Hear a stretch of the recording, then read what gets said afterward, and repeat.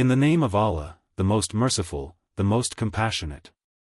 Praise is due to Allah whose worth cannot be described by speakers, whose bounties cannot be counted by calculators, and whose claim, to obedience, cannot be satisfied by those who attempt to do so, whom the height of intellectual courage cannot appreciate, and the depths of understanding cannot reach.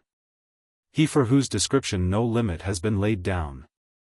No eulogy exists. No time is ordained. And no duration is fixed.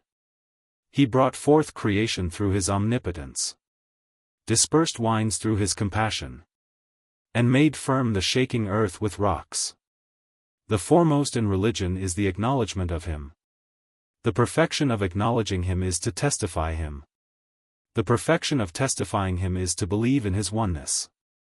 The perfection of believing in his oneness is to regard him as pure. And the perfection of his purity is to deny him attributes. Because every attribute is a proof that it is different from that to which it is attributed. And everything to which something is attributed is different from the attribute. Thus, whoever attaches attributes to Allah recognizes his like. And who recognizes his like regards him too. And who regards him too recognizes parts for him. And who recognizes parts for him has mistaken him. And who mistakes him points at him. And who points at him admits limitations for him. And who admits limitations for him numbers him. Whoever says, "In what is he?" has enclosed him. And whoever says, "On what is he?" has excluded him. He is a being but not through phenomenon of coming into being. He exists but not from non-existence. He is with everything but not in physical nearness. He is different from everything but not in physical separation.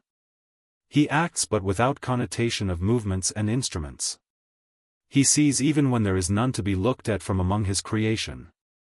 He is only one, such that there is none with whom he may keep company or whom he may miss in his absence. Sermon 1, delivered by Imam Ali, A.S., is a powerful introduction to the concept of Allah's greatness, his uniqueness, and the true meaning of monotheism, Tawheed. Imam Ali begins by praising Allah, saying that no one can fully describe him, count his blessings, or fulfill the duty of worship he truly deserves. Human speech, thought, and understanding all fall short when trying to comprehend him. He explains that Allah has no limits, no boundaries, no beginning or end.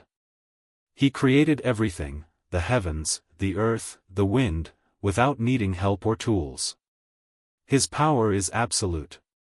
The most important part of this sermon is Imam Ali's explanation of Tawheed. He teaches that true belief in God's oneness means not imagining him with any human-like attributes.